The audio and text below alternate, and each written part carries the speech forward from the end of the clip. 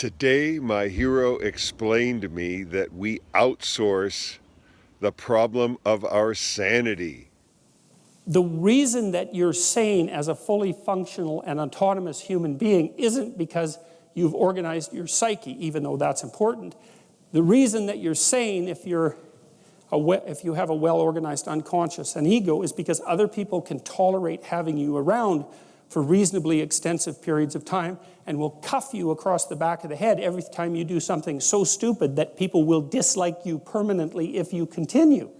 And so what people are doing to each other all the time, just non-stop, is broadcasting sanity signals back and forth, right? It's like you smile at people if they're not only behaving properly, but behaving in a way that you would like to see them continue to behave. You frown at them if they're not, you ignore them if they're not, you shun them, you roll your eyes at them, you manifest a disgust face, you don't listen to them, you interrupt them, you won't cooperate with them, you won't compete with them. It's like you're blasting signals at other people about how to regulate their behavior so frequently, well, it just makes up all of your social interaction.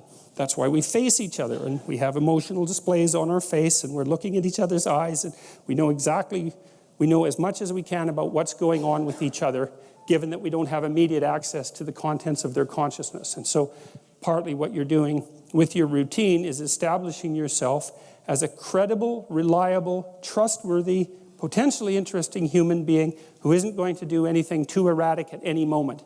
And everyone else is around there tapping you into shape, making sure that that's exactly what you are.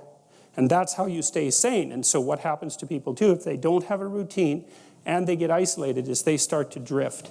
And they drift badly because the world is too complicated for you to keep it organized all by yourself. You just cannot do it. So we outsource the problem of sanity. And it's very intelligent that we outsource the problem of sanity because sanity is an impossibly complex problem. And so the way that we manage the incredibly complex problem is we have a very large number of brains working simultaneously on the problem all the time. It's like a stock market for sanity. And it's partly, I use that definition with purpose because the stock market does the same kind of impossible thing, right? Because it tries to price things, which is impossible. How many things are there? Like 1 billion. How in the world do you decide what the price is? You can't decide what the price is. That's why you have a stock market. Well, in a free market, I mean for consumer goods, is everyone's voting on what the price of everything is all the time. And that's the way we figure it out because it's technically impossible. That's partly why the stock market explodes now and then and there's bubbles and all that sort of thing. But anyways, the point is, things are chaotic. In Alice in Wonderland, when Alice goes down the rabbit hole, that's the underworld, right? So now she's gone into the substructure of being. And she meets the Red Queen. And the Red Queen is Mother Nature. And Mother Nature is running around yelling, "Off with their heads, off with their heads," which is, of course, what Mother Nature does. And she tells Alice, "In my kingdom, you have to run as fast as you can just to stay in the same place." And that's exactly right. And that's a description of, in fact, evolutionary biologists and psychologists have picked up on that phrase. They call it the Red Queen problem. And the Red Queen problem is everything's after you all the time and you're not smart enough to do anything about it or enough about it. And so that's a permanent existential problem. So how do you deal with that? You've got a biological structure. So your embodiment is part of the solution to the problem. And then you're enculturated. And because you're enculturated, you're taught a lot of things that you need to know, but mostly what you're taught is how to communicate with other people in an acceptable manner.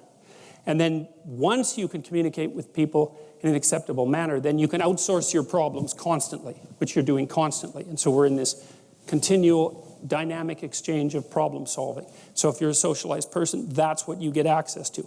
And that's something to know if you're going to have kids. And I mentioned this, I think, in a previous lecture.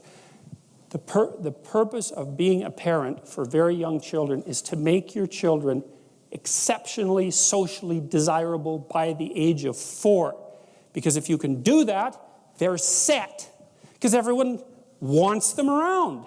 And as soon as everybody wants them around, they want to play with them, they want to cooperate with them, they want to compete with them. It's like the door is open, and they stay sane because they've got all sorts of people who actually like them that are helping them out. And so that's your goal, is to make them as socially acceptable as you possibly can, as socially desirable as you possibly can.